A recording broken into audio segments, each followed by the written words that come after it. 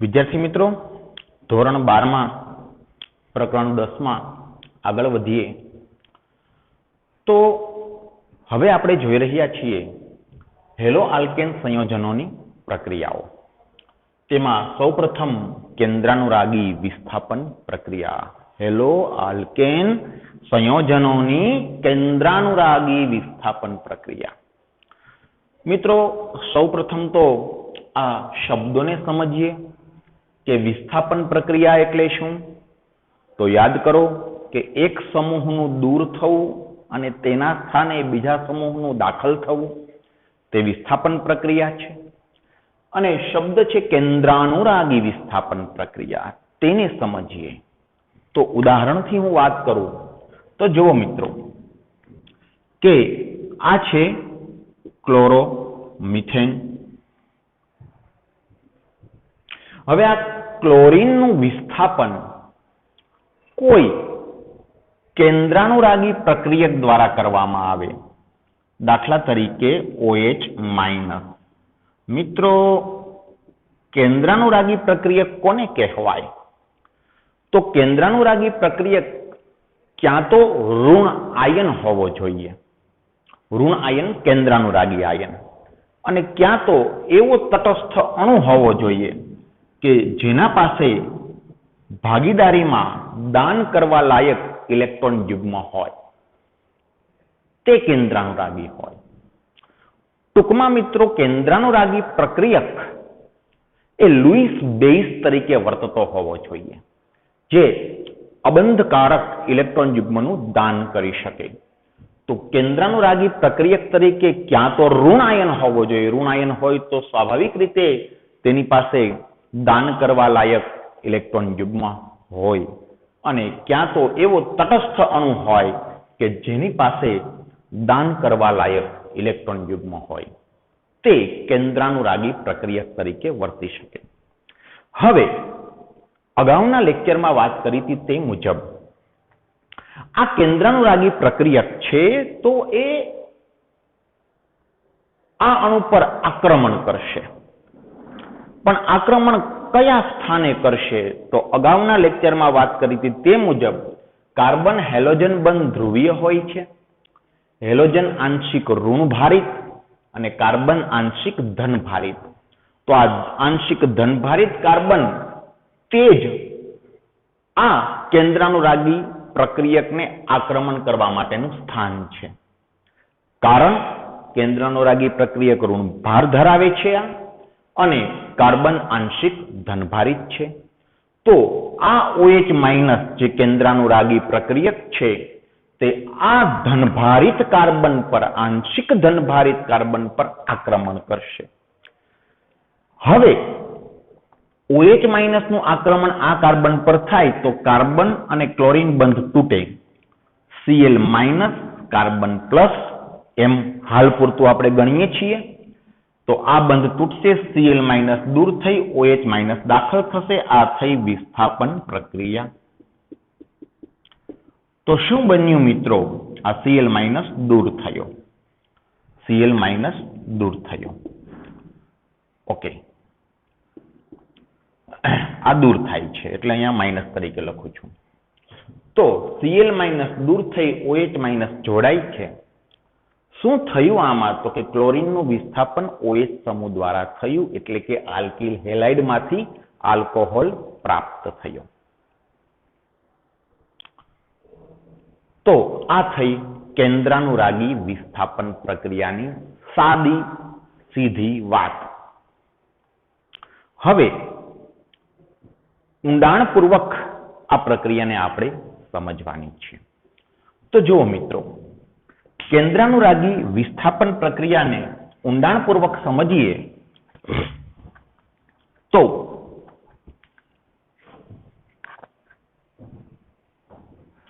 હું બે ઉદાહરણથી વાત કરીશ કે દાખલા તરીકે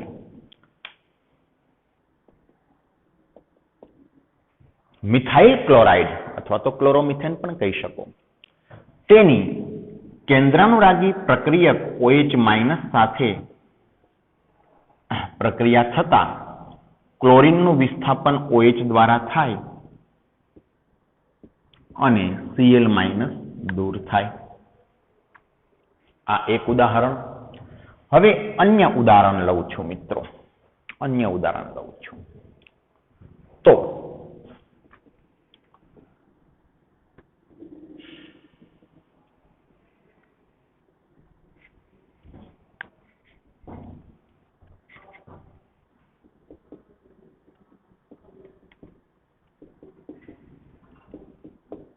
આ શું છે? તો કે 2-મિથાઇલ 2-ક્લોરોપ્રોપેન, 2-મિથાઇલ 2-ક્લોરોપ્રોપેન.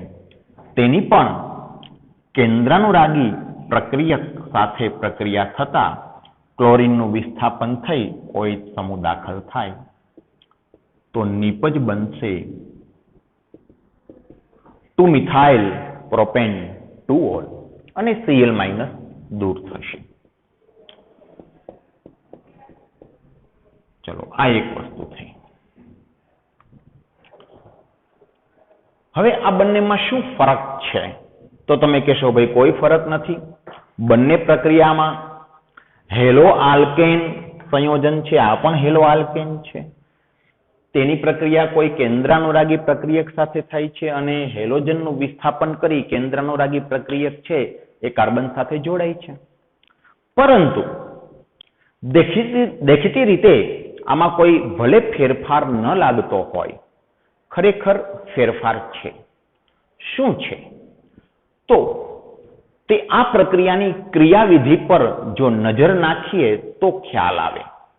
વાત એટલી છે કે આ જે ક્લોરોમિથેન છે તેમાં કાર્બન છે તેનું સંકરણ સ્વાભાવિક રીતે sp3 હોય અને કાર્બન સાથે 3 હાઇડ્રોજન અને 1 ક્લોરીન સમચતુષ્ફલકીય આકારે ગોઠવાયેલા હોય, જે આપ જાણો છો. હવે આવા ક્લોરોમિથેન પર જ્યારે કેન્દ્રાનુરાગી પ્રક્રિયક આક્રમણ કરે ત્યારે બે શક્યતાનો વિચાર કરી શકીએ આપણે. કઈ શક્યતા? તો કે શક્યતા નંબર 1 કે આ ક્લોરીનની હાજરીમાં આ OH આક્રમણ કરે, ક્લોરીનની હાજરીમાં. તો સ્વાભાવિક છે કે ક્લોરીનની હાજરીમાં જો OH આક્રમણ કરે તો ક્લોરીન પર અબંધકારક ઇલેક્ટ્રોન યુગ્મો આવેલા હોય 3. તો જે દિશામાં, જે દિક્વિન્યાસમાં ક્લોરીન છે તેની ઓપોઝિટ ડાયરેક્શનમાંથી OH માઇનસ આક્રમણ કરશે. શા માટે? કારણ કે ક્લોરીન અને OH માઇનસના અબંધકારક ઇલેક્ટ્રોન યુગ્મો વચ્ચે અપાકર્ષણ થાય. તેથી જે દિશામાં ક્લોરીન હશે તેની ઓપોઝિટ દિશામાંથી OH માઇનસનું આક્રમણ થશે. તો OH માઇનસનું આક્રમણ થઈ અને OH માઇનસ કાર્બન સાથે બંધ બનાવવાનો પ્રયત્ન કરશે ઇલેક્ટ્રોનનું દાન કરીને. જ્યારે આ કાર્બન ક્લોરીન બંધ છે તેનું ઇલેક્ટ્રોન યુગ્મ ક્લોરીન સ્વીકારવાનો પ્રયત્ન કરશે એટલે Cl માઇનસ તરીકે દૂર થશે. તો મિત્રો આ જે બન્યું તે મધ્યવર્તી સંકીર્ણ બન્યું. શું થયું છે? ફરીવાર વાત કરું તો કે ક્લોરીનની હાજરીમાં OH માઇનસે આક્રમણ કર્યું છે. તમે કહેશો મિત્રો એ તો ક્લોરીનની હાજરી તો છે જ ને, પરંતુ હમણાં બીજી શક્યતા હું એવી બતાવીશ કે જેમાં ક્લોરીનની હાજરી નહીં હોય. પહેલા આ વાતને સમજો કે ક્લોરીનની હાજરીમાં OH માઇનસ ઓપોઝિટ ડાયરેક્શનમાંથી આક્રમણ કરશે અને કાર્બન ધનભારિત, આંશિક ધનભારિત કાર્બન સાથે જોડાવાનો પ્રયત્ન કરશે.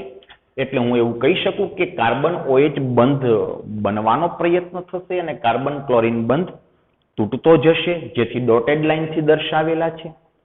આ સક્રિયકૃત સંકીર્ણ કહેવાય. યાદ કરો મિત્રો કે પ્રક્રિયકના અણુઓનું અથડામણ થાય એટલે સક્રિયકૃત સંકીર્ણ બને, પછી સક્રિયકૃત સંકીર્ણનું વિઘટન થઈ અને નિપજ પ્રાપ્ત થાય, જેની ચર્ચા આપણે અગાઉ કરી હતી. તો આ જે સક્રિયકૃત સંકીર્ણ બન્યું તેનું વિઘટન થશે. વિઘટન થઈ અને આ ઇલેક્ટ્રોન યુગ્મ ક્લોરીન સ્વીકારી Cl માઇનસ તરીકે દૂર થશે અને અહીં પ્રાપ્ત થશે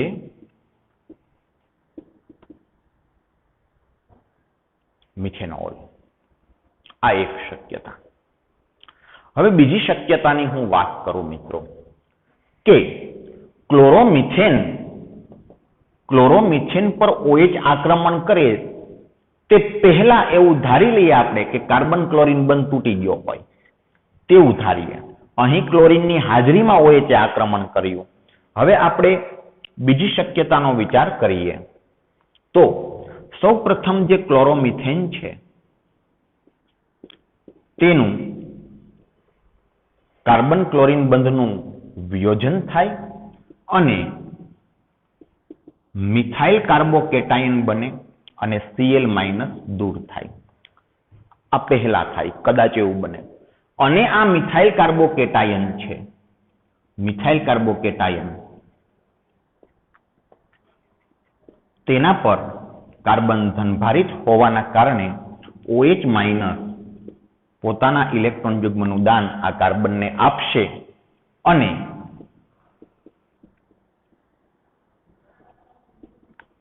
મિથેનોલ પ્રાપ્ત થશે. ફરીવાર કહું છું મિત્રો કે જે આલ્કિલ હેલાઇડ છે તેમાં કાર્બન હેલોજન બંધનું પહેલા વિયોજન થાય, અસમ વિભાજન થાય અને Cl માઇનસ બને, ઇલેક્ટ્રોન યુગ્મ Cl માઇનસ સ્વીકારી લે અને કાર્બન ગુમાવી દે તો કાર્બન ધનભારિત બન્યો. આ થયો મિથાઇલ કાર્બોકેટાયન. આ મિથાઇલ કાર્બોકેટાયન પર OH માઇનસે બાદમાં આક્રમણ કર્યું. અહીં OH માઇનસે આક્રમણ કર્યું હતું ક્લોરીનની હાજરીમાં, જ્યારે અહીં પેલા ક્લોરીનને આપણે દૂર કર્યો છે Cl માઇનસ સ્વરૂપે અને OH માઇનસનું પછી ત્યારબાદ આક્રમણ કેન્દ્રાનુરાગી કાર્બન પર થયું છે. ધનભારિત કાર્બન પર કેન્દ્રાનુરાગીનું આક્રમણ થયું છે અને OH માઇનસ ઇલેક્ટ્રોન યુગ્મનું દાન આ કાર્બનને આપે છે અને જેથી બને છે મિથેનોલ. મિથેનોલ બને છે. હવે અહીં પણ આવી બે શક્યતાઓની આ પ્રક્રિયામાં પણ વાત કરીએ તો એમાં પણ એવું કહી શકાય કે ભાઈ આ ક્લોરીનની હાજરીમાં OH માઇનસ આક્રમણ કરશે. તો બતાવું છું, જુઓ મિત્રો.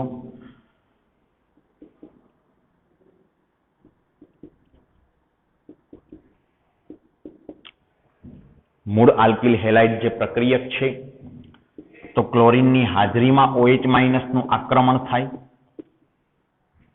તો આવી રીતે મધ્યવર્તી સંકીર્ણ બનશે.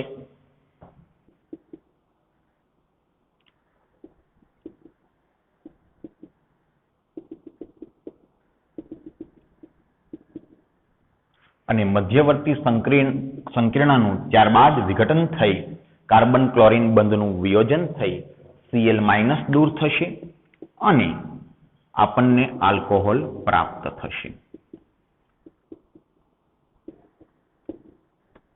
આલ્કોહોલ પ્રાપ્ત થશે. બીજી શક્યતાનો પણ આમાં વિચાર કરી લઈએ એક વખત કે બીજી શક્યતા શું છે? તો કે બીજી શક્યતા છે કે સૌપ્રથમ અહીં જે વાત કરી હતી તે મુજબ કાર્બન હેલોજન બંધનું વિયોજન થાય. તો કાર્બન હેલોજન બંધનું હું વિયોજન કરું છું. વિયોજન થયું તો Cl માઇનસ દૂર થયો અને અહીં કાર્બોકેટાયન બન્યો. કાર્બોકેટાયન બન્યો અને આ કાર્બોકેટાયન પર બાદમાં OH માઇનસનું આક્રમણ થયું. તો આ કાર્બોકેટાયન પર OH માઇનસનું જો આક્રમણ થાય તો OH માઇનસ ધનભારિત કાર્બનને પોતાના વધારાના ઇલેક્ટ્રોન યુગ્મનું ભાગીદારીમાં દાન કરે અને પ્રાપ્ત થશે મિત્રો આલ્કોહોલ. 2મિથાઇલ પ્રોપેન 2-ઓલ. હવે આ બંને જે શક્યતાઓની આપણે વાત કરી છે તેમાં સત્ય તરફ જઈએ તો જુઓ, ક્લોરીનની હાજરીમાં OH આક્રમણ કરે તો મધ્યવર્તી સંકીર્ણ બને. મધ્યવર્તી સંકીર્ણનું વિયોજન થઈ નિપજો પ્રાપ્ત થાય. અને બીજી શક્યતાની વાત કરી તેમાં સૌપ્રથમ કાર્બન હેલોજન બંધ તૂટી Cl માઇનસ અને કાર્બોકેટાયન બને છે અને આ કાર્બોકેટાયન પર OH માઇનસનું આક્રમણ થાય છે. અને આલ્કોહોલ પ્રાપ્ત થાય છે. સત્ય શું આ બેમાં? શું બે સાચું? ના મિત્રો. અહીં આપણે એક મુદ્દાને યાદ કરવો પડશે, હાઇપર કોન્જ્યુગેશન. યાદ કરો મિત્રો, ધોરણ 11માં હાઇપર કોન્જ્યુગેશનની આપણે વાત કરી હતી કે હાઇપર કોન્જ્યુગેશનના કારણે તૃતીયક કાર્બોકેટાયન નું સ્થાયિત્વ સારામાં સારું હોય છે. દ્વિતીયક કાર્બોકેટાયન ઓછો સ્થાયી હોય છે. પ્રાથમિક કાર્બોકેટાયન તેનાથી પણ ઓછો સ્થાયી હોય છે. અને મિથાઇલ કાર્બોકેટાયન સૌથી ઓછો સ્થાયી હોય છે. યાદ કરો મિત્રો, ફરીવાર કહું છું, હાઇપર કોન્જ્યુગેશનના કારણે કાર્બોકેટાયનના સ્થાયિત્વનો ક્રમ આપણે સમજ્યા હતા કે મિથાઇલ કાર્બોકેટાયન સૌથી ઓછો સ્થાયી, તેનાથી વધુ સ્થાયી પ્રાથમિક કાર્બોકેટાયન, તેનાથી વધુ સ્થાયી દ્વિતીયક કાર્બોકેટાયન, તેનાથી વધુ સ્થાયી તૃતીયક કાર્બોકેટાયન હતો. તો મિત્રો, જો આ પ્રક્રિયા આ ક્રિયાવિધિ મુજબ થાય તો સૌપ્રથમ શું થવું જોઈએ? તો કે કાર્બન હેલોજન બંધ તૂટી અને મિથાઇલ કાર્બોકેટાયન બનવો જોઈએ, તો જ આ વિધિ મુજબ પ્રક્રિયા થાય. હવે જો કાર્બન હેલોજન બંધ પહેલા તૂટે તો મિથાઇલ કાર્બોકેટાયન અને ક્લોરાઇડ આયન બને, પરંતુ આ શક્ય એટલે નથી કારણ કે મિથાઇલ કાર્બોકેટાયન ખૂબ જ અસ્થાયી આયન છે. તેથી કાર્બન હેલોજન બંધ આ કિસ્સામાં તૂટી શકે નહીં. કારણ શું? કારણ મિથાઇલ કાર્બોકેટાયન તદ્દન અસ્થાયી આયન છે. મિત્રો, પ્રક્રિયા તે જ થાય જેમાં નિપજો સ્થાયી હોવી જોઈએ. હવે આ પ્રક્રિયાની નિપજ જે છે તેમાં એવું છે કે મિથાઇલ કાર્બોકેટાયન બને છે. મિથાઇલ કાર્બોકેટાયન તદ્દન અસ્થાયી હોય આ પ્રક્રિયા સંભવી શકે નહીં. જ્યારે પહેલી પ્રક્રિયા પર જો નજર કરો તો ક્લોરીનની હાજરીમાં OH- નું આક્રમણ થાય. અહીં અસ્થાયી કાર્બોકેટાયન નિર્માણ પામતો નથી. તેથી આ ક્રિયાવિધિ મુજબ પ્રક્રિયા આગળ વધે. ક્લોરીનની હાજરીમાં OH- નું આક્રમણ થાય. વળી યાદ રાખો, ક્લોરીન કરતા વિરોધી દિશામાંથી આક્રમણ થાય, સક્રિયકૃત સંકીર્ણ બને, ત્યારબાદ એનું વિઘટન થઈ નિપજો પ્રાપ્ત થાય. તો આ થયો પ્રક્રિયાનો તબક્કો પહેલો અને આ તબક્કો બીજો. આ પ્રક્રિયા બે તબક્કામાં થશે. ક્લોરીનની હાજરીમાં OH- નું આક્રમણ થશે. ફલશ્રુતિ સ્વરૂપે જે બને છે તે સક્રિયકૃત સંકીર્ણ બને છે અને તબક્કો બીજો, સક્રિયકૃત સંકીર્ણનું વિઘટન થઈ નિપજો પ્રાપ્ત થાય છે. આ ક્રિયાવિધિ મુજબ આ કિસ્સામાં પ્રક્રિયા આગળ વધશે. આ ક્રિયાવિધિ મુજબ આગળ નહીં વધે. જો કે આ ક્રિયાવિધિમાં પણ બે તબક્કા છે. આ તબક્કો પહેલો છે ને આ તબક્કો બીજો છે. આ પ્રક્રિયા બે તબક્કામાં આપણે દર્શાવી છે, પરંતુ આ મુજબ પ્રક્રિયા એટલે ન થાય કારણ કે જો કદાચ થાય તો મિથાઇલ કાર્બોકેટાયન બનવો જોઈએ. મિથાઇલ કાર્બોકેટાયન તદ્દન અસ્થાયી આયન હોય. આ વિધિ મુજબ પ્રક્રિયા આગળ વધી શકે નહીં. તો ક્લોરોમિથેનની કેન્દ્રાનુરાગી વિસ્થાપન પ્રક્રિયા આ ક્રિયાવિધિ મુજબ આગળ વધશે. હવે વાત કરીએ આપણે તૃતીયક હેલાઇડની. તૃતીયક હેલાઇડ વર્ગીકરણ કર્યું હતું આપણે. તો આ તૃતીયક હેલાઇડમાં પણ આપણે બે શક્યતાનો વિચાર કર્યો. એક, ક્લોરીનની હાજરીમાં OH નું આક્રમણ થાય તો સક્રિયકૃત સંકીર્ણ બન્યું, તેનું વિઘટન થયું બીજા તબક્કામાં, નિપજો પ્રાપ્ત થઈ. બીજી ક્રિયાવિધિમાં પણ બે તબક્કાઓ છે. તેમાં આપણે વાત કરી કે સૌપ્રથમ કાર્બન ક્લોરીન બંધ તૂટે, Cl- બને અને તૃતીયક કાર્બોકેટાયનનું નિર્માણ થાય. મિત્રો, તૃતીયક કાર્બોકેટાયન હાઇપર કોન્જ્યુગેશનના કારણે ખૂબ જ સારું સ્થાયિત્વ ધરાવે છે. તેથી આ વિધિ મુજબ પ્રક્રિયા આગળ વધે. સૌપ્રથમ કાર્બન હેલોજન બંધનું અસમવિભાજન થાય, તૃતીયક કાર્બોકેટાયનનું નિર્માણ થાય અને એ તૃતીયક કાર્બોકેટાયન પર બાદમાં OH માઇનસ આક્રમણ કરે અને નિપજ પ્રાપ્ત થાય. તો આ પ્રક્રિયામાં પહેલી ક્રિયાવિધિ મુજબ પ્રક્રિયા આગળ વધે છે, જ્યારે આ પ્રક્રિયામાં આ બીજી ક્રિયાવિધિ મુજબ પ્રક્રિયા થાય છે. ટૂંકમાં કહેવાનો અર્થ છે તો બંને આલ્કિલ હેલાઇડની કેન્દ્રાનુરાગી વિસ્થાપન પ્રક્રિયા, પરંતુ જુદી જુદી ક્રિયાવિધિ મુજબ એ પ્રક્રિયા આગળ વધતી હોય છે. આ મહત્વની બાબત છે. તો અહીં જે અગત્યની વાત થઈ તે કાર્બોકેટાયનના સ્થાયિત્વ પર થઈ કે પ્રક્રિયાની ક્રિયાવિધિ કાર્બોકેટાયનના સ્થાયિત્વ પર આધાર રાખે છે.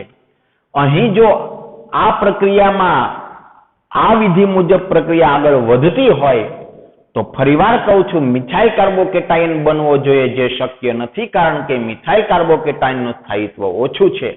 જ્યારે આ પ્રક્રિયામાં આ ક્રિયાવિધિ મુજબ જ પ્રક્રિયા આગળ વધશે, કારણ કે બનતો મધ્યવર્તી તૃતીયક કાર્બોકેટાયન છે જે સ્થાયિત્વ ધરાવે છે. તેથી આ પ્રક્રિયામાં ક્રિયાવિધિ 1 મુજબ પ્રક્રિયા આગળ વધશે, જ્યારે આ પ્રક્રિયામાં ક્રિયાવિધિ 2 મુજબ પ્રક્રિયા આગળ વધશે.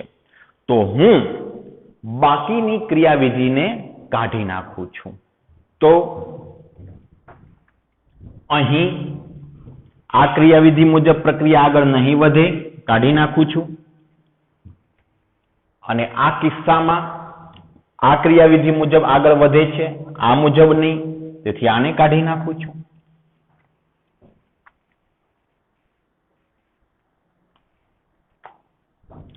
તો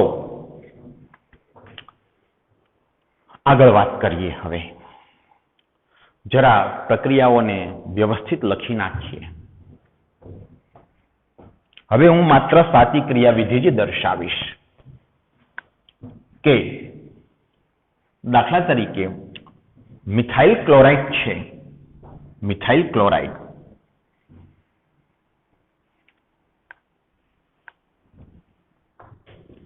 મિથાઇલ ક્લોરાઇડની કેન્દ્રાનુરાગી પ્રક્રિયક સાથે પ્રક્રિયા થાય તો અગાઉ વાત કરી તેમ ક્લોરીનની હાજરીમાં OH માઇનસનું આક્રમણ થાય. પહેલા ક્લોરીન દૂર ન થાય, કારણ કે જો પહેલા ક્લોરીન Cl માઇનસ તરીકે દૂર થાય તો મિથાઇલ કાર્બોકેટાયન બનવો જોઈએ, જે બની શકતો નથી, અસ્થાયી છે. તો સક્રિયકૃત સંકીર્ણનું નિર્માણ થશે. ફરીવાર કહું છું, OH માઇનસનું આક્રમણ ક્લોરીનની વિરોધી દિશામાંથી થશે અને આ જે સક્રિયકૃત સંકીર્ણ છે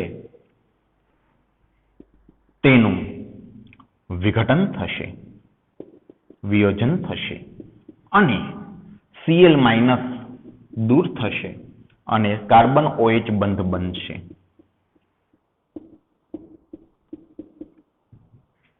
આ પ્રક્રિયા માટે આ ક્રિયાવિધિ છે. આ છે તબક્કો 1 અને આ છે તબક્કો 2. 2 તબક્કામાં આ પ્રક્રિયા થાય છે. હવે આની આપણે આગળ વાત કરીએ તો જુઓ મિત્રો, આ પ્રક્રિયા 2 તબક્કામાં થતી પ્રક્રિયા છે. પહેલો તબક્કો તે ધીમો તબક્કો છે અને બીજો તબક્કો તે ઝડપી તબક્કો છે. પહેલો તબક્કો ધીમો છે, બીજો તબક્કો ઝડપી છે. આ માહિતી છે જે હું તમને આપું છું. અને આમ પણ દેખીતી વાત છે, સક્રિયકૃત સંકીર્ણ ઓછું સ્થાયી હોય, અલ્પજીવી અણુ હોય, તેથી તેનું વિઘટન ઝડપથી જ થાય. તો પહેલો તબક્કો ધીમો છે, બીજો તબક્કો ઝડપી છે. યાદ કરો મિત્રો, પ્રક્રિયાના વેગનો આધાર ધીમા તબક્કા પર હોય. પ્રક્રિયાના વેગનો આધાર ધીમા તબક્કા પર હોય. રાસાયણિક ગતિકીને યાદ કરો, પ્રક્રિયાના વેગનો આધાર ધીમા તબક્કા ઉપર હોય. ધીમા તબક્કાની વેગ રજૂઆત તે સમગ્ર પ્રક્રિયાની વેગ રજૂઆત ગણાય. તો હું ધીમો આ જે તબક્કો છે તેની વેગ રજૂઆત કરું તો પ્રક્રિયાનો વેગ બરાબર વેગ અચળાંક ગુણ્યા પ્રક્રિયકોની સાંદ્રતા. તો ધીમા તબક્કાના પ્રક્રિયકો છે આલ્કિલ હેલાઇડ અને OH માઇનસ, અને વળી બંનેના એક એક મોલ છે તો એક એક ઘાત આવશે. યાદ કરો મિત્રો કે સમગ્ર પ્રક્રિયાની વેગ રજૂઆત ધીમા તબક્કાની વેગ રજૂઆત જેવી જ હોય અને અહીં પ્રથમ તબક્કો પ્રક્રિયાનો ધીમો તબક્કો છે તો ધીમા તબક્કાની વેગ રજૂઆત તે સમગ્ર પ્રક્રિયાની વેગ રજૂઆત થાય. ધીમા તબક્કામાં 1 મોલ આલ્કિલ હેલાઇડ અને 1 મોલ કેન્દ્રાનુરાગી પ્રક્રિયક કામ કરે છે તો સમગ્ર પ્રક્રિયાની વેગ રજૂઆત આવી થશે. તો આ પ્રક્રિયામાં આલ્કિલ હેલાઇડની સાંદ્રતાની પણ 1 ઘાત આવી, OH માઇનસની સાંદ્રતાની પણ 1 ઘાત આવી, કારણ કે બંનેના 1 મોલ છે.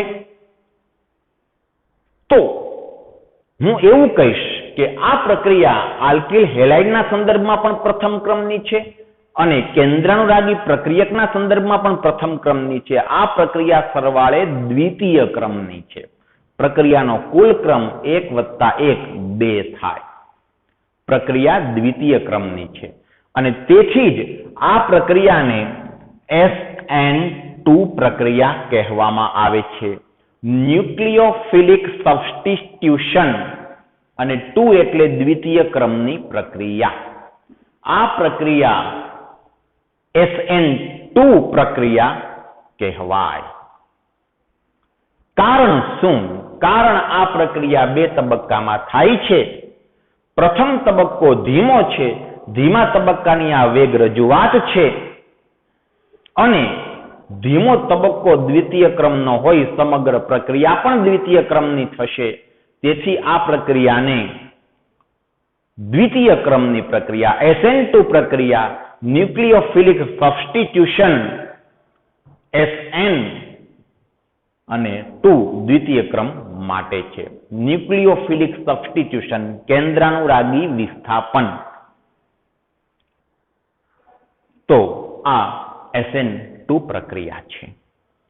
હવે આ પ્રક્રિયાની જો હું વાત કરું તો જે આપેલો આલ્કિલ હેલાઇડ છે તેમાં સૌપ્રથમ પહેલા તબક્કામાં શું થશે તો કે પહેલા તબક્કામાં કાર્બન હેલોજન બંધનું અસમ વિભાજન થશે અને તૃતીયક કાર્બોકેટાયનનું નિર્માણ થશે.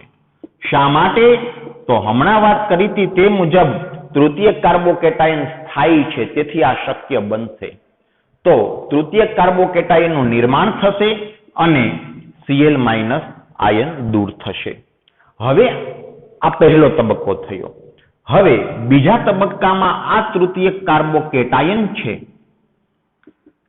જેમાં કાર્બન ધનભારિત છે તેના પર કેન્દ્રાનુરાગી પ્રક્રિયક આક્રમણ કરે છે અને ઇલેક્ટ્રોન યુગ્મનું દાન કરે છે તો નિપજ પ્રાપ્ત થાય છે, આલ્કોહોલ પ્રાપ્ત થાય છે. આ પ્રક્રિયા આ ક્રિયાવિધિ મુજબ ચાલે છે. શા માટે તેની વાત કરી કે અહીં તૃતીયક કાર્બોકેટાયનનું નિર્માણ થાય જે શક્ય છે કારણ કે તૃતીયક કાર્બોકેટાયન સ્થાયી છે. અહીં એ શક્ય ન હતું, તેથી ક્લોરીનની હાજરીમાં જ OH- આક્રમણ કર્યું. શા માટે? કારણ કે મિથાઇલ કાર્બોકેટાયન અસ્થાયી આયન છે. તો આ પ્રક્રિયા 2 તબક્કામાં થાય છે. તેમાં પહેલો તબક્કો ધીમો છે અને બીજો તબક્કો અહીં પણ ઝડપી છે અને પ્રક્રિયાના વેગનો આધાર હંમેશા ધીમા તબક્કા પર હોય. ધીમા તબક્કાની વેગ રજૂઆત સમગ્ર પ્રક્રિયાની વેગ રજૂઆત ગણાય. તો આ ધીમા તબક્કાની વેગ રજૂઆત શું થશે કે પ્રક્રિયાનો વેગ બરાબર વેગ અચળાંક ગુણ્યા આલ્કિલ હેલાઇડની સાંદ્રતા. જુઓ મિત્રો, બરાબર ધ્યાન રાખો. ધીમા તબક્કામાં માત્ર ને માત્ર આલ્કિલ હેલાઇડ કામ કરે છે પ્રક્રિયક તરીકે, OH- નહીં. તો ધીમા તબક્કાની વેગ રજૂઆત કઈ રીતે થશે તો કે વેગ બરાબર વેગ અચળાંક ગુણ્યા આલ્કિલ હેલાઇડની સાંદ્રતા. આલ્કિલ હેલાઇડની સાંદ્રતા, OH- ની સાંદ્રતા અહીં આવશે નહીં. તો મિત્રો, ધીમા તબક્કાની વેગ રજૂઆત સમગ્ર પ્રક્રિયાની વેગ રજૂઆત ગણાતી હોય તો સમગ્ર પ્રક્રિયા પ્રથમ ક્રમની થશે, કારણ કે અહીં વેગ રજૂઆતમાં વેગ બરાબર વેગ અચળાંક ગુણ્યા આલ્કિલ હેલાઇડની સાંદ્રતાની 1 ઘાત, કારણ કે 1 મોલ છે તો 1 ઘાત આવશે. તો આ પ્રક્રિયા સરવાળે પ્રથમ ક્રમની થઈ. આ પ્રક્રિયાને SN1 પ્રક્રિયા તરીકે ઓળખવામાં આવે છે. SN1 પ્રક્રિયા તરીકે ઓળખવામાં આવે છે. ન્યુક્લિયોફિલિક સબસ્ટિટ્યુશન પ્રથમ ક્રમની પ્રક્રિયા. વિશેષ વાત કરું મિત્રો તો આ પ્રક્રિયા દ્વિતીય ક્રમની છે. આ પ્રક્રિયાની વેગ રજૂઆત આવી છે. આ પ્રક્રિયાની વેગ રજૂઆત આવી છે. આ પ્રથમ ક્રમની છે. તો મિત્રો હું એવું પણ કહી શકું કે આ પ્રક્રિયા દ્વિતીય ક્રમની છે, એટલે કે આલ્કિલ હેલાઇડના સંદર્ભમાં પણ પ્રથમ ક્રમની, ન્યુક્લિયોફિલિકના સંદર્ભમાં પણ પ્રથમ ક્રમની. તો હું એવું કહી શકું કે આ પ્રક્રિયાનો મારે વેગ વધારવો હોય તો આલ્કિલ હેલાઇડની સાંદ્રતા બમણી કરું તો પણ વેગ બમણો થશે, ન્યુક્લિયોફિલિકની સાંદ્રતા બમણી કરું તો પણ વેગ બમણો થશે. બરાબર ને મિત્રો? બંનેના સંદર્ભમાં પ્રથમ ક્રમની છે. તો હું બે પૈકી કોઈ પણની સાંદ્રતા બમણી કરું તો વેગ બમણો થશે. પરંતુ જો અહીં હું વાત કરું કે આ પ્રક્રિયાનો મારે વેગ વધારવો હોય તો મારે માત્ર ને માત્ર આલ્કિલ હેલાઇડની સાંદ્રતા વધારવી પડે. OH- ની સાંદ્રતાની પ્રક્રિયા વેગ પર કોઈ અસર ન થાય, કારણ કે વેગ રજૂઆતમાં OH- ની સાંદ્રતાનો ક્યાંય ઉલ્લેખ છે નહીં. શા માટે નથી તે તમે સમજી ચૂક્યા છો. કારણ કે ધીમા તબક્કાની વેગ રજૂઆત સમગ્ર પ્રક્રિયાની વેગ રજૂઆત ગણાય. તો હું એવું કહી શકું મિત્રો કે આ પ્રક્રિયા આલ્કિલ હેલાઇડના સંદર્ભમાં પ્રથમ ક્રમની છે, પરંતુ ન્યુક્લિયોફિલિકના સંદર્ભમાં શૂન્ય ક્રમની છે. કદાચ હું આ ન્યુક્લિયોફિલિકની સાંદ્રતા ગમે તેટલી વધારું, વેગ વધશે નહીં. પરંતુ આલ્કિલ હેલાઇડની સંદર્ભમાં પ્રથમ ક્રમની પ્રક્રિયા હોય, આલ્કિલ હેલાઇડની સાંદ્રતા બમણી કરું, વેગ બમણો થશે. આલ્કિલ હેલાઇડની સાંદ્રતા 3 ગણી કરું, વેગ 3 ગણો થશે. આલ્કિલ હેલાઇડની સાંદ્રતા 4 ગણી કરું, વેગ 4 ગણો થશે. કારણ વેગ આલ્કિલ હેલાઇડની સાંદ્રતાના 1 ઘાતના સમપ્રમાણમાં છે. તો આ પ્રક્રિયા SN1 પ્રક્રિયા, આ પ્રક્રિયા SN2 પ્રક્રિયા. આ પ્રક્રિયાનો વેગ વધારવો હોય તો બે પૈકી ગમે તેની સાંદ્રતા વધારવું વેગ વધશે. પરંતુ મારે આ પ્રક્રિયાનો વેગ વધારવો હોય તો OH- ની સાંદ્રતા વધારતા વેગ નહીં વધે. મારે ફરજિયાતપણે આલ્કિલ હેલાઇડની સાંદ્રતા વધારવી પડશે. તો આ SN1 પ્રક્રિયા, આ SN2 પ્રક્રિયા. આગળ ઉપર વાત કરું મિત્રો, અગાઉના લેક્ચરમાં આપણે પ્રકાશ ક્રિયાશીલતા વિશે વાત કરી હતી. તેને આપણે અહીં સાંકળવાની છે. જુઓ મિત્રો, આ મૂળભૂત આલ્કિલ હેલાઇડ જે પ્રક્રિયક છે તેમાં આ કાર્બન અત્યારે અસમ કાર્બન નથી. અસમ કાર્બન કોને કહેવાય? કિરાલ કાર્બન કોને કહેવાય? તો કે જે કાર્બનની સંયોજકતા 4 સંયોજકતા જુદા જુદા પરમાણુ કે સમૂહ વડે સંતોષાતી હોય તો તેને અસમ કાર્બન કહેવાય. હવે ધારો કે આ આલ્કિલ હેલાઇડમાં અહીં કોઈ R સમૂહ છે, અહીં કોઈ R1 છે, અહીંયા કોઈ R2 સમૂહ છે, અહીંયા હાઇડ્રોજન છે, અહીંયા ક્લોરીન છે. તો આ શું થયું મિત્રો? અસમ કાર્બન થઈ ગયું. આ અસમ કાર્બન થઈ ગયું. હવે તો આ કિરાલ કાર્બન છે, તો આ સંયોજન શું થયું? પ્રકાશ ક્રિયાશીલ થયું? બિલકુલ થયું. હવે OH- નું આક્રમણ ક્લોરીનથી વિરોધી દિશામાં થાય છે. ચાલો, ઓકે. ત્યારબાદ કાર્બન ક્લોરીન બંધનું વિયોજન થાય છે. ઓકે, કાર્બન ક્લોરીન બંધનું વિયોજન થયું અને આ નીપજ પ્રાપ્ત થઈ. હવે બરાબર સમજો, ખૂબ જ અગત્યની અને મજાની વાત છે કે પ્રક્રિયક અને નીપજની અહીં સરખામણી કરીએ આપણે. આ પ્રક્રિયક છે અને આ છે નીપજ. જો મિત્રો, મેં તમને DL નામકરણની વાત કરી હતી. Capital D, capital L. વિન્યાસ એટલે અવકાશમાં સમૂહની ગોઠવણ, તેને વિન્યાસ કહેવાય. તો કેપિટલ D માં આપણે વાત કરી હતી કે હાઇડ્રોજનની સામેનો સમૂહ જો જમણી બાજુ હોય તો તે ડી વિન્યાસ કહેવાય. તો આ સંયોજન જે છે તે ડી વિન્યાસ ધરાવે છે, પરંતુ નિપજ છે તે એલ વિન્યાસ ધરાવે છે, કેપિટલ એલ. પ્રક્રિયક ડી વિન્યાસ ધરાવે છે, નિપજ એલ વિન્યાસ ધરાવે છે. બરાબર ને મિત્રો? કારણ અહીં ક્લોરીન જમણી બાજુ છે, અહીં OH ડાબી બાજુ છે. તો પ્રક્રિયક તે ડી વિન્યાસ ધરાવે છે, નિપજ એલ વિન્યાસ ધરાવે છે. મિત્રો અહીં આ ખૂબ જ અગત્યની બાબત છે કે જો પ્રક્રિયા SN2 ક્રિયાવિધિ મુજબ થતી હશે તો હું એવું કહીશ કે પ્રક્રિયક કરતા નિપજનો વિન્યાસ ઉલટાશે. ડી હશે તો એલ થઈ જશે, એલ હશે તો ડી થઈ જશે. કારણ એનું સ્પષ્ટ છે. કારણ એ છે કારણ કે ક્લોરીન કરતા વિરોધી સાઈડમાંથી આક્રમણ કરવું પડે છે OH ને, તેથી વિન્યાસ ઉલટાય છે. જો પ્રક્રિયા SN2 ક્રિયાવિધિ મુજબ થતી હોય તો પ્રક્રિયક કરતા નિપજનો વિન્યાસ ઉલટાશે મિત્રો. અને આ ઘટનાને ઇન્વર્ઝન કહેવામાં આવે છે. ઇન્વર્ઝન અથવા તો વ્યુત્ક્રમણ. ઇન્વર્ટ, ઉલટાઈ જવું, ઇન્વર્ઝન. તો SN2 ક્રિયાવિધિમાં પ્રક્રિયક કરતા નિપજનો વિન્યાસ ઉલટાય છે. ડી હોય તો એલ થઈ જાય છે, કદાચ એલ હશે તો ડી થઈ જશે. આ ઘટનાને ઇન્વર્ઝન કહેવામાં આવે છે. તો હું એવું કહીશ કે આલ્કિલ હેલાઇડની કેન્દ્રાનુરાગી વિસ્થાપન પ્રક્રિયામાં જો પ્રક્રિયા SN2 ક્રિયાવિધિ મુજબ થતી હશે તો ઇન્વર્ઝન થશે. શરત માત્ર એટલી છે કે કાર્બન કિરાલ હોવો જોઈએ, કારણ કે આ બધી વસ્તુ કિરાલ કાર્બન માટે જ છે, એટલે કે અસમ કાર્બન ધરાવતા કાર્બનિક સંયોજન માટે છે, પ્રકાશ ક્રિયાશીલતા માટેની વાત છે. જો કાર્બન જ અસમ નહીં હોય તો કોઈ પ્રશ્ન જ નથી, તો પ્રકાશ ક્રિયાશીલતા જ નહીં હોય, તો પછી વિન્યાસની કોઈ વાત જ નથી કરવાની થતી. બીજી વાત કરવા જાઓ અહીં મિત્રો કે જો પ્રક્રિયા SN1 ક્રિયાવિધિ મુજબ થતી હોય તો શું થશે?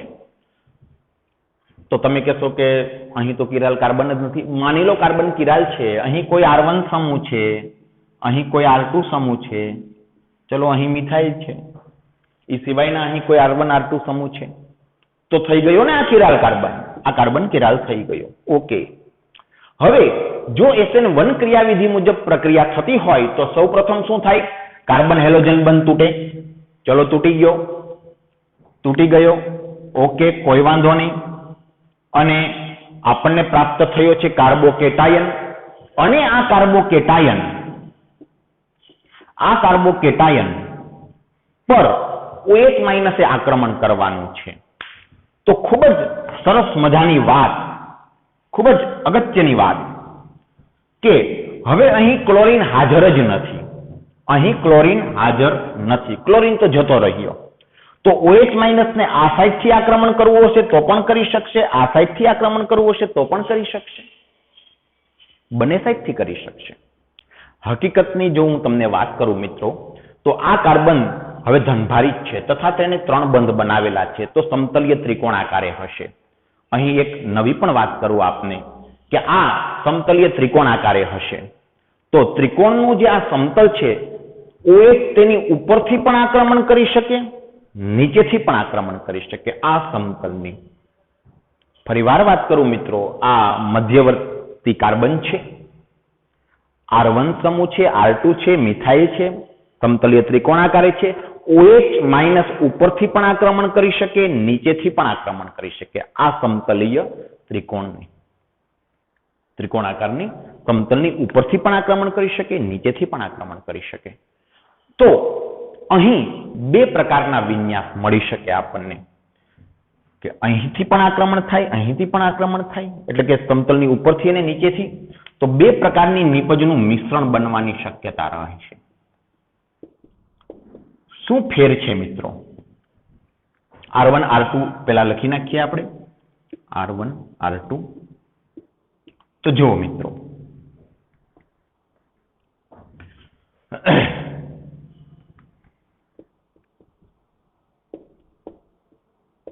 જો કે OH આ સાઈડથી આક્રમણ કરશે તો આ નિપજ બનશે, આ OH આ સાઈડથી આક્રમણ કરશે તો આ નિપજ મળશે.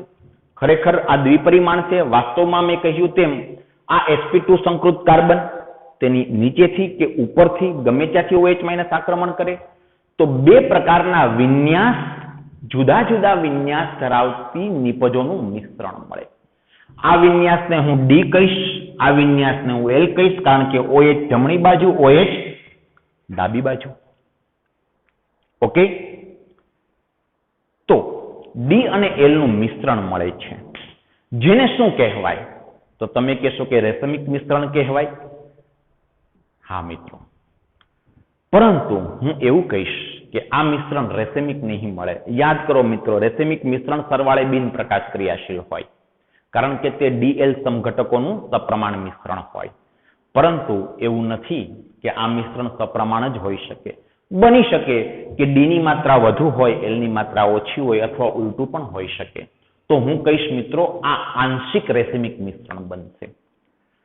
તો જો પ્રક્રિયા SN1 ક્રિયાવિધિ મુજબ થતી હશે તો આંશિક રેશમાઇઝેશન મળશે મિત્રો, આંશિક રેશમાઇઝેશન. બરાબર? તો ફરીવાર કહું છું કે જો પ્રક્રિયા SN2 ક્રિયાવિધિ મુજબ થતી હશે તો પ્રક્રિયક કરતા નિપજનો વિન્યાસ ઉલટો હશે. આ ઘટનાને ઇન્વર્ઝન કહેવામાં આવે છે, વ્યુત્ક્રમણ કહેવામાં આવે છે. અને જો પ્રક્રિયા SN1 ક્રિયાવિધિ મુજબ થતી હશે તો આંશિક રેશમાઇઝેશન થશે. બીજી પણ અગત્યની વાત કરી દઉં મિત્રો કે આ ક્રિયાવિધિ બે તબક્કામાં થાય છે પ્રક્રિયાની. તેમાં કાર્બનના સંકરણની વાત કરું તો પ્રક્રિયક જે છે તેના કાર્બનનું સંકરણ sp3 હતું, સમચતુષ્ફલકીય આકારે 4 બંધ. ત્યારબાદ કાર્બન ક્લોરીન બંધ તૂટતા જે કાર્બોકેટાયન બને છે તેમાં મધ્યવર્તી કાર્બનનું સંકરણ sp2 થઈ જાય છે. પરંતુ ફરી પાછો જ્યારે OH- જોડાય ત્યારે ફરી પાછું sp3 સંકરણ થઈ જાય કાર્બનનું. ઓકે, વળી અહીં જો વાત કરું તો આ પ્રક્રિયક છે, આ કાર્બનનું સંકરણ sp3 છે, સમચતુષ્ફલકીય આકારે 4 બંધ છે. અને હવે OH- નું આક્રમણ થાય, અગાઉ કહ્યું તેમ ક્લોરીનથી વિરોધી સાઇડથી, ત્યારે આ કાર્બન OH બંધ ને આ કાર્બન ક્લોરીન બંધ હવે બંધ નથી, માત્ર એક આકર્ષણ બળો છે તેવું કહી શકાય. ખરેખર તો બંધ આ 3 જ છે. તો પછી આ કાર્બનનું સંકરણ પણ sp2 જ થઈ જશે. અને ત્યારબાદ કાર્બન ક્લોરીન બંધ તૂટશે અને આ બંધ બનશે ત્યારે ફરી કાર્બનનું સંકરણ sp3 થઈ જશે. આ એક વધારાની વાત. બીજું, તમે ટેક્સ્ટબુકમાં જોશો તો અમુક શબ્દો તમને વાંચવામાં આવશે. શબ્દ આવશે ન્યુક્લિયોફિલિક અને સબસ્ટ્રેટ. સબસ્ટ્રેટ એટલે આણ, પ્રક્રિયકનો મૂળ અણુ, અને આ ન્યુક્લિયોફિલિક. સબસ્ટ્રેટ માટે S સંજ્ઞા બતાવી છે અને ન્યુક્લિયોફિલિક માટે NU, અને અહીં કદાચ એક અબંધકારક ઇલેક્ટ્રોન યુગ્મ પણ બતાવ્યું હોઈ શકે, દાન કરવા લાયક. ઘણી વખત માઇનસ વીજભાર પણ કરેલો હશે. આમ તો ન્યુક્લિયોફિલિક તરીકે કોણ વર્તી શકે? ઋણ આયનય વર્તી શકે અને તટસ્થ અણુ પણ વર્તી શકે. તો ગમે તે સંજ્ઞા કરી હોય, કોઈ પ્રશ્ન નથી. તો સબસ્ટ્રેટ માટેની સંજ્ઞા S છે, ન્યુક્લિયોફિલિકની NU છે. તેથી આ પ્રક્રિયાની ક્રિયાવિધિ ટેક્સ્ટબુકમાં તમને આમ પણ પ્રક્રિયાની વેગ રજૂઆત આમ પણ બતાવી હોય કે વેગ બરાબર K સબસ્ટ્રેટની સાંદ્રતા અને ન્યુક્લિયોફિલિકની સાંદ્રતાની 1/1 ઘાત. અને આ પ્રક્રિયાની ક્રિયાવિધિ આમ વેગ છે એ આવી રીતે દર્શાવેલો હોય કે વેગ બરાબર વેગ અચળાંક ગુણ્યા માત્ર સબસ્ટ્રેટની સાંદ્રતા. કારણ કે ન્યુક્લિયોફિલિક તો બીજા તબક્કામાં કામ કરે છે, જે તબક્કો ઝડપી છે. SN2 પ્રક્રિયા, SN1 પ્રક્રિયા. તો આ વાત થઈ SN1 અને SN2 પ્રક્રિયાઓની. ફરી વખત વાતને યાદ કરી લઈએ મિત્રો કે શા માટે અહીં જે છે ક્લોરોમિથેન તો ક્લોરોમિથેનની કેન્દ્રાનુરાગી વિસ્થાપન પ્રક્રિયા શા માટે SN2 ક્રિયાવિધિને અનુસરે છે? તો એનું કારણ છે કે મિથાઇલ કાર્બોકેટાયન તદ્દન અસ્થાયી આયન છે. જ્યારે કોઈ તૃતીયક હેલાઇડ હોય તો તૃતીયક હેલાઇડની કેન્દ્રાનુરાગી વિસ્થાપન પ્રક્રિયા તે SN1 ક્રિયાવિધિને એટલે અનુસરે કારણ કે તૃતીયક કાર્બોકેટાયન સ્થાયી હોય. ફરીવાર બીજી વાત કરી લઈએ, યાદ કરી લઈએ કે SN2 ક્રિયાવિધિમાં શું થાય તો કે ઇન્વર્ઝન થાય, પ્રક્રિયક કરતા નિપજનો વિન્યાસ ઉલટાય. જ્યારે SN1 ક્રિયાવિધિમાં રેસિમાઇઝેશન થાય, આંશિક રેસિમાઇઝેશન થાય. Okay. There are two ways in which nucleophilic substitution takes place in alkyl halides. The first is called SN2. SN2, well, that means substitution nucleophilic bimolecular. Bimolecular, that's why you have the 2. And the other is SN1. That is substitution nucleophilic unimolecular. Fine?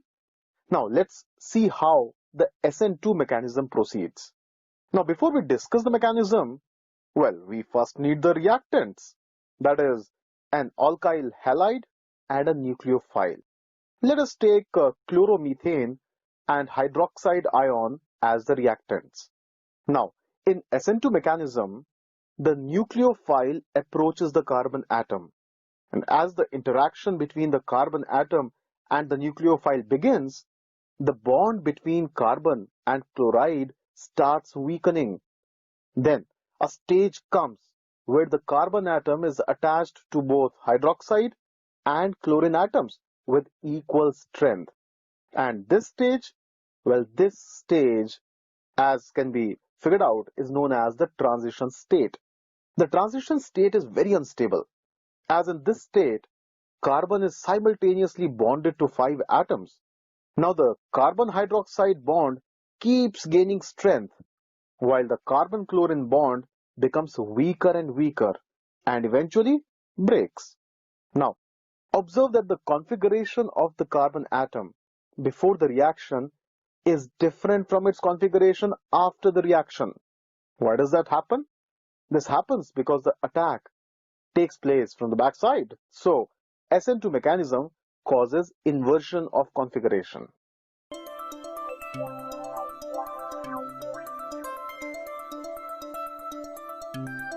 Tertiary halogenoalkanes undergo SN1 reactions, where S indicates a substitution reaction is occurring, N indicates that a nucleophile is involved, and 1 indicates that only one species is involved in the slowest rate-determining step. In tertiary halogenoalkanes, the small hydrogen atoms in primary halogenoalkanes are replaced by bulkier alkyl groups. Tertiary halogenoalkane.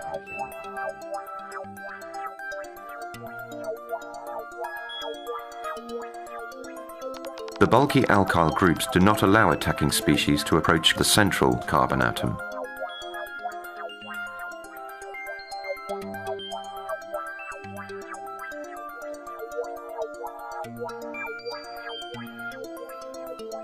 Consider the reaction between 2-methyl-2-bromopropane and a hydroxide ion. It has a two-step enthalpy profile. The first step, the heterolytic fission of the carbon-bromine bond, has a high activation energy, EA1, and therefore determines the rate of the reaction.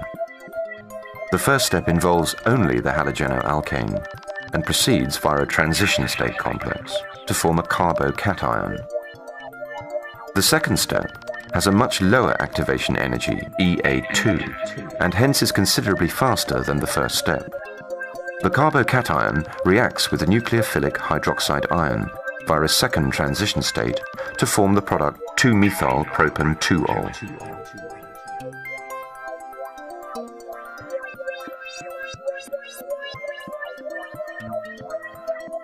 Transition state, carbocation, EA2.